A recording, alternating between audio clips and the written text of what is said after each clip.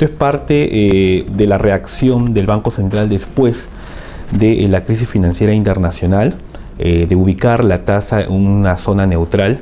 Va de la mano, por un lado, con una trayectoria de inflación que ha ido descendiendo, sobre todo en los primeros meses de este año. A partir de abril quebró el 4% y ha tenido una trayectoria descendente. Y por otro lado también de un ritmo de crecimiento muy cercano al potencial, cerca de 6% de crecimiento anual, hacen que la posición actual de la tasa de interés para el Banco Central se encuentre relativamente cómoda, ¿no? Efectivamente, a nosotros también nos sorprendió un poco la inflación de septiembre, básicamente debido al comportamiento de los alimentos perecibles. Estos registraron un aumento significativo, son movimientos temporales, son movimientos cortos. Ya, por ejemplo, en estos primeros días de octubre vemos que varios de estos precios vinculados a tubérculos y hortalizas ya están corrigiendo, están retrocediendo. Esperamos que continúen con esa tendencia durante lo que resta de octubre y posiblemente noviembre también. De hecho, nosotros hemos, sobre esa base, proyectado una inflación para octubre menor que la de septiembre. Incluso no nos sorprendería que la variación de precios en octubre sea negativa, debido a que justamente los precios registraron un repunte en agosto y septiembre.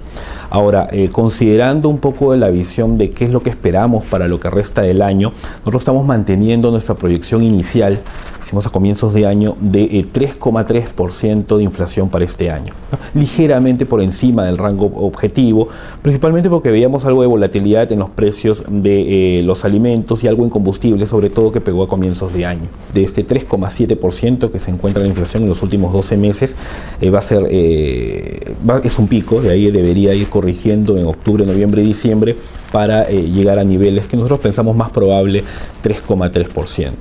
¿no? Sí, efectivamente tendría que haber algún retroceso mucho más significativo para poder llegar a niveles de 3 o encontrar cerca dentro del rango objetivo. Para que ello suceda, la inflación de todo el cuarto trimestre tendría que ser 0,3%, lo cual es un ritmo bastante bajo, pensamos. Tendría que producirse algún efecto de contagio significativo, ¿no? Algo que los economistas llamamos efectos de segunda vuelta, de contagio sobre el resto de la canasta, para que el Banco Central actúe y se produzca un movimiento de tasas, ¿no? En este momento nosotros no vemos factores para que pueda haber un movimiento de tasas de esa magnitud, ¿no? No hay unas expectativas inflacionarias, ni tampoco temores de una recesión o un crecimiento mucho menor. Por el contrario, ¿no? La inflación se encuentra ligeramente por debajo del rango y por los factores mencionados. Los indicadores más estrictos de inflación por el lado de demanda se encuentran dentro del rango y estables. Las expectativas de inflación se encuentran ancladas y la economía crece a un ritmo muy cercano a su potencial. Entonces estamos en un escenario de comportamiento de variables macro que tienen que ver con crecimiento y con precios que le permiten al Banco Central sentirse cómodo desde el punto de vista de manejo de tasas de interés. Primero tenemos el tema de los precios de los alimentos, pero ya no solamente los perecibles, sino aquellos alimentos que utilizan insumos importados, ¿no? Si bien es cierto, me referimos al maíz, el trigo y la soya, estos precios se han mantenido relativamente estables o han corregido un poco en los 2 últimos meses. En realidad no han regresado aún al nivel base después del repunte que registraron en julio, y por lo tanto, cuando las empresas que utilizan estos insumos vinculadas a pan y cereales, por ejemplo, aceites comestibles, o la industria avícola, haga su reposición de inventarios, es probable que tengan que hacerlo a costos más altos. Por lo tanto, es posible que ante el encarecimiento de sus costos, parte de estos los trasladen a los precios al consumidor. Por ese lado esperamos que el efecto sea moderado, ¿no? En la medida que esos precios no sigan subiendo, felizmente no lo están haciendo.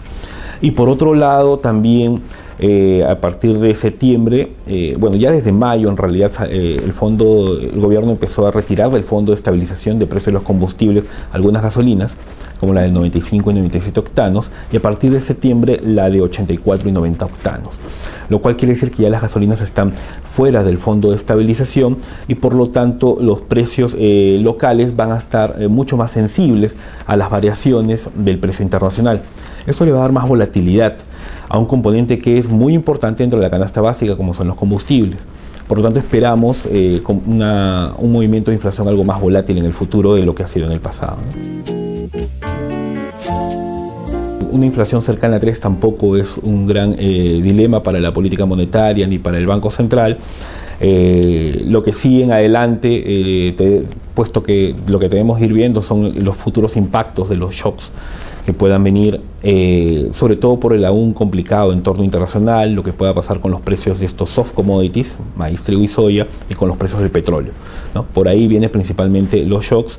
Por el lado interno, si uno observa el comportamiento de la inflación sin alimentos y sin energía, que es como el indicador de inflación por el lado de presiones de demanda, este ha venido relativamente estable en los últimos meses, niveles de 2,4, 2,5% anual, incluso en septiembre ha retrocedido a niveles de 2,2. Entonces en realidad por ese lado no se observan mayores presiones inflacionarias por el lado de la demanda, y eso es otro factor que se agrega a la expectativa de estabilidad de tasas de interés de referencia que maneja el Banco Central, por lo menos durante la mayor parte del 2013.